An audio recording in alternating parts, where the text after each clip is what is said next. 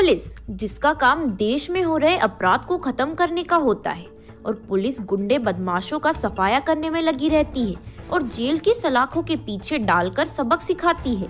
लेकिन ऐसा पहली बार हुआ जब एक पुलिस ऑफिसर ने एक बदमाश का साथ दिया ताकि वह बच जाए।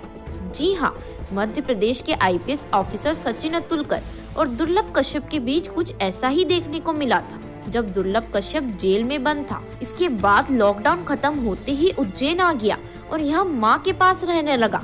इसी बीच दोस्तों के साथ वापस रात में पार्टी और घूमना शुरू कर दिया था। वह खुद को डॉन मान बैठा था। हिस्ट्री शीटर दुर्लभ 2 महीने से यहाँ रह रहा था और रात में पार्टियां कर दोस्तों के साथ घूम रहा था। इसके बाद भी पुलिस ने ध्यान नहीं दिया और जब ये बात सचिन अतुलकर को पता चली तो वह भी चौंक गए। जब सचिन ने उसकी फेसबुक पोस्ट देखी तो वह खुलेआम अपराध करने की चुनौती देता था। यह कैसा भी अपराध कराना हो तो मुझसे संपर्क कर, और ऐसा करने से लोगों के मन में खौफ पैदा हो गया था दुर्लभ को लेकर। लेकिन फिर दुर्लभ की फेसबुक खंगालने के बाद सचिन अतुलकर ने दुर्लभ की गैंग की हिस्ट्री शीट तैयार करवाई और दुर्लभ की फेसबुक गैंग को पकड़ा। जब उसे पकड़ा गया तब दुर्लभ नाबालिग था, जिसके चलते उसे बाल सुधार गृह भिजवा दिया था और फिर उसे उज्जैन से इंदौर की जेल में शिफ्ट किया।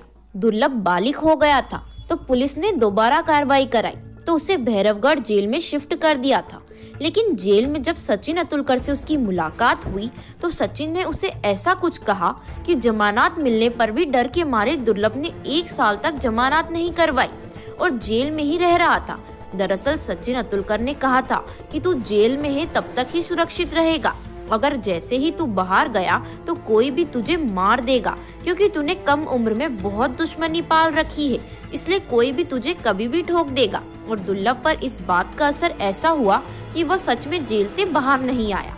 फिर जब 2 साल पहले कोरोना का कहर छाया तो लॉकडाउन के चलते सभी गुंडों बदमाशों को छोड़ दिया गया और उस समय दुर्लभ भी जेल से बाहर आया और अपने पापा के पास इंदौर चला गया। दुकानें 11 बजे तक बंद करने का समय निर्धारित था, तो भी हेलावाड़ी क्षेत्र में स्थित चाय की दुकान 1:30 बजे के बाद तक भी खुली हुई थी और पुलिस को भी इसकी कोई खबर नहीं थी।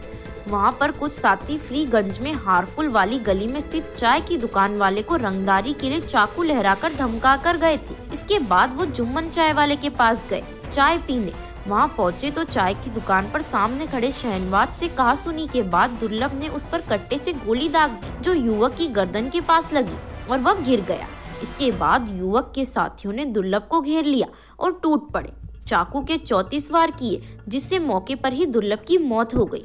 दुर्लभ के दोस्त इस दौरान उसे छोड़कर भाग गए। दुर्लभ की शव यात्रा में भी फेसबुक गैंग के कई सदस्य बाइकों पर सवार होकर शामिल थे और सचिन अतुलकर ने जो बात कही थी वो सच हो गई और दुर्लभ के नासमझी में किए आतंक का अंत हो गया।